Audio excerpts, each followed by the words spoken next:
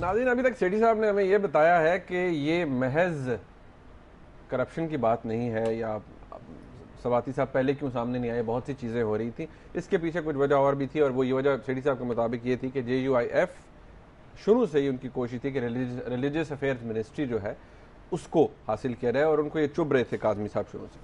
अब सेठी साहब सवाल ये आता है कि ये तो हो गया, ठीक है, बयान भी दे दिया उन्होंने सुप्रीम कोर्ट में जाकर, ये जो फैसला था निकालने वाला, बरतरफ करने वाला वज़रा को, काज़मी साहब की बात तो शायद फिर भी इट मेक सेंस, सवाती साहब की को निकाल देना, कोलेशन पार्टनर के एक वजीर हैं। मुनीब, आप ने देखा वो जो 3 बातें कही थी काज़मी साहब ने, उसमें एक बात ये भी थी ना कि जज जो है वो गवाह कैसे कब बनते हैं और क्यों नहीं बनना चाहिए, मिसाल भी दी ना। तो उन्होंने किसकी तरफ इशारा किया था, आपको पता है कि नहीं पता? नहीं, मुझे नहीं। अच्छा, तो वो बात ये है कि पता होना चाहिए ना हमें। अच्छा। अब अगर कुछ ऐसी बातें हैं कि जिन जैसे वो नाम नहीं ले सकते, हम भी नहीं ले सकते, तो नाम आपका क्या ख्याल है, मैं क्यों नाम लूँगा? नहीं, मगर उनका इशारा क्या था? वो बेसिकली ये कह रहे थे कि कोई जज साहब हैं जो बेंच पे बैठे हुए हैं, जिन्होंने कुछ ऐसी बात की प्रोसीडिंग्स के दौरान जिससे वो खुद गवाही दे रहे थे। एग्जैक्टली।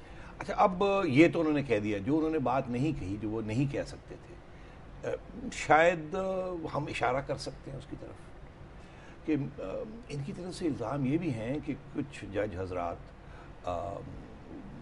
वही दियोबंदी ज़हनियत के हैं। अच्छा।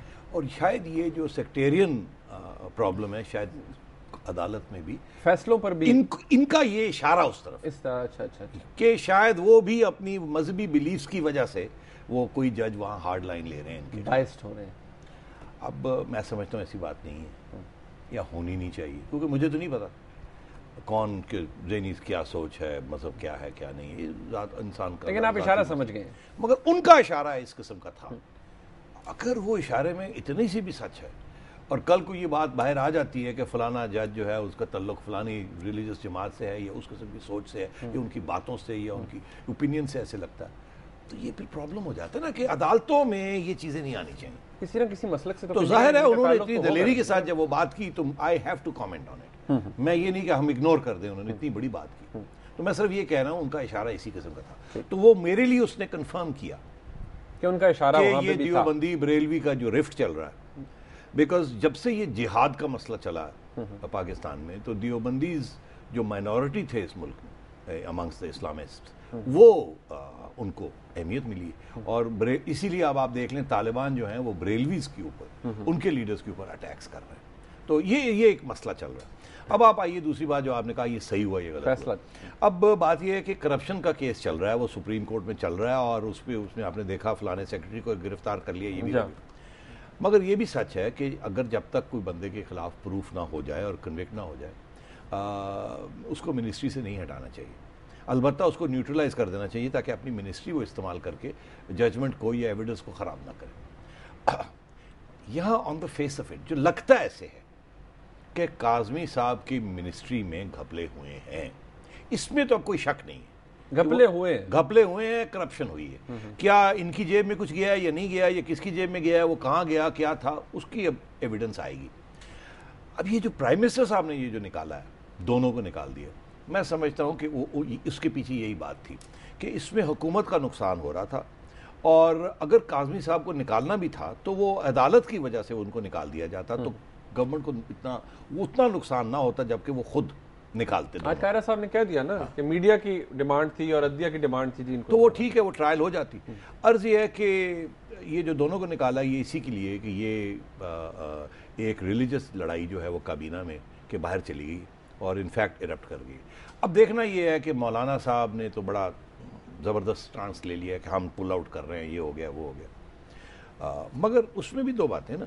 एक बात तो ये कि उन्होंने प्रेसिडेंट और प्राइम मिनिस्टर की टेलीफोन कॉल नहीं ली, और फिर वो प्रेसिडेंट साहब के एक एडवाइजर हैं अनऑफिशियल सुमरो साहब, उनको जफ्फी डाल के वेलकम कर लिया। वो कहते हैं वो मेरे बरखुरदार हैं। भाई वो उनके बरखुरदार हैं या जो भी हैं, तो वो तो वहाँ तो सदर पाकिस्तान है ना, वो तो वैसे ही डिप्लोमेटिक नॉर्म्स ये हैं कि आप कॉल तो ले लें, उनको जो मर्जी कह दें। ये तो ऐसे है कि जनाब कोई अमेरिका और पाकिस्तान की लड़ाई हो जाए या जंग हो जाए या मतलब वर्बल स्पारिंग हो जाए, तो एक प्रेसिडेंट दूसरे को फ़ोन कर, मैंने तो फ़ोन नहीं लेना, कोई बात नहीं है।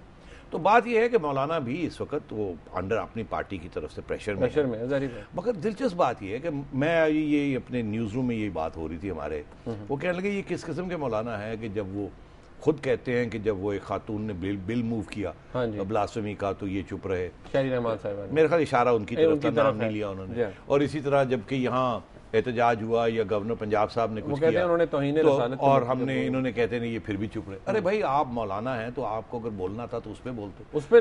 और ये आपने बोला क्या कि आपका मिनिस्टर जो फारग हो गया तो उसके आप ऊपर बोल पड़े और आप बोल के भी आप छोड़ गए। यानी कि आप कह रहे हैं मौलाना ने मतलब परस्ती नहीं, मतलब है कि ये नजर मुझे आ रहा है कि यहाँ पॉलिटिक्स चल रही है, मौका परस्ती है। और देखिए नेगोशिएशन है ये। अब वो बड़े अनकंफर्टेबल थे मौलाना साहब, ये RGST को सपोर्ट करना पड़ रहा है, ठीक है, बड़े अनकंफर्टेबल थे। अब उनको नजर आ गया है कि ये RGST अभी नहीं पास होगा, मौलाना सपोर्ट करे या ना करे।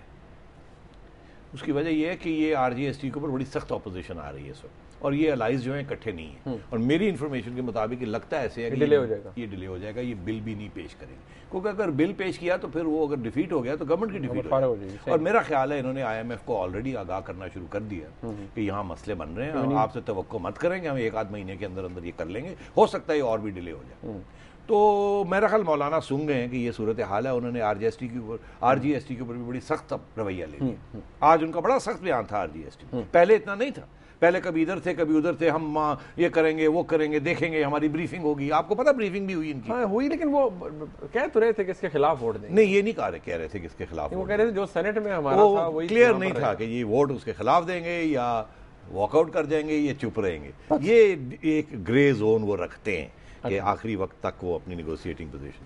तो अब सूरत हाल ये है कि आगे क्या होगा। अब मौलाना क्या बार्गेन लेना चाह रहे हैं सेठी साहब? मेरा ख्याल है अब इसके बाद मौलाना रिलीजियस अफेयर्स मिनिस्ट्री, देखें उन्होंने मौलाना शेरानी के ऊपर काफ़ी एहतजाज किया था कि वो नोटिफिकेशन विड्रॉ हो गया, उन्होंने धमकी दे दी, ये किया वो किया, वो वापस हो गए, वो इस्लामिक आइडियोलॉजी काउंसिल के चेयरमैन बन गए। तो ये अब मिनिस्ट्री रिलीजियस अफेयर्स मिनिस्ट्री लेके रहेंगे, उससे कम अब ये बात नहीं करेंगे, क्योंकि सारी जद्दोजहद जो थी और वो पार्टी की तरफ से आ रही थी, और वो जो साइंस के मिनिस्टर हैं उनको आगे किया हुआ था। भाई वो साइंस के मिनिस्टर तो रिलीजियस अफेयर्स के नहीं बनेंगे ना, वो कोई और बनेगा। तो मेरा ये ख्याल है कि ये क्राइसिस क्रिएट की गई ताकि गवर्नमेंट शर्मिंदा हो, गवर्नमेंट कोई गलत कदम उठाए, मतलब फिर ये अब RGST के ऊपर भी लेन देन होगी, इन चीज़ों के ऊपर भी होगी। और देखिए अभी एंटी RGST फ्रंट जो बन चुका है उसमें कोई 170-80 के लोग उसके अंदर हैं, और गवर्नमेंट की मेजॉरिटी जो है वो नहीं है। प्रो RGST जो है वो 172 जो कि वोट चाहिए बिल पास करने, 10 शॉर्ट, हाँ 10 शॉर्ट है, और देखिए 7 इधर चले गए। तो मैं ये आपसे कह रहा हूँ कि ये अब गेम प्लेइंग होगी। मौलाना विल, जैसे वो शेक्सपियर की जुबान में, he will extract his pound of flash, मतलब है वो 1 पाउंड फ्लैश का लेंगे और उसकी वो कीमत लगेगी। मौलाना बहुत ही ज़बरदस्त, जैसे असली सियासतदान जिसमें कोई चीज़ परमानेंट नहीं होती, कोई ना दुश्मन परमानेंट होता है ना दोस्त परमानेंट होता है, अपने मफाद परमानेंट होते हैं। तो मौलाना बड़ी ज़बरदस्त सियासत करते हैं, और अभी वो प्राइम मिनिस्टर साहब और जरदारी साहब में से एक को जाना पड़ेगा सॉरी करने, और ये बात फिर किसी न किसी स्टेज पे ये वापस आ जाए। नथिंग शॉर्ट ऑफ प्रेसिडेंट और prime minister, I can't say that. हो सकता है रहमान मलिक साहब या बाबर रहमान मलिक साहब से भी फोन नहीं ले रहे, वो नहीं ले रहे, मगर आज नहीं ले रहे ना, हो सकता है कल, क्योंकि अभी कोई गवर्नमेंट गिरने वाली नहीं है। सेठी साहब मुझे यहाँ ब्रेक लेने, यहाँ पर ब्रेक लेते हैं, और जब वापस आएंगे तो बहुत सी अहम बातें सुप्रीम कोर्ट के हवाले से भी और गवर्नर पंजाब जनाब सलमान तासीर साहब के हवाले से वो भी डिस्कस करेंगे। हमारे साथ रहिएगा।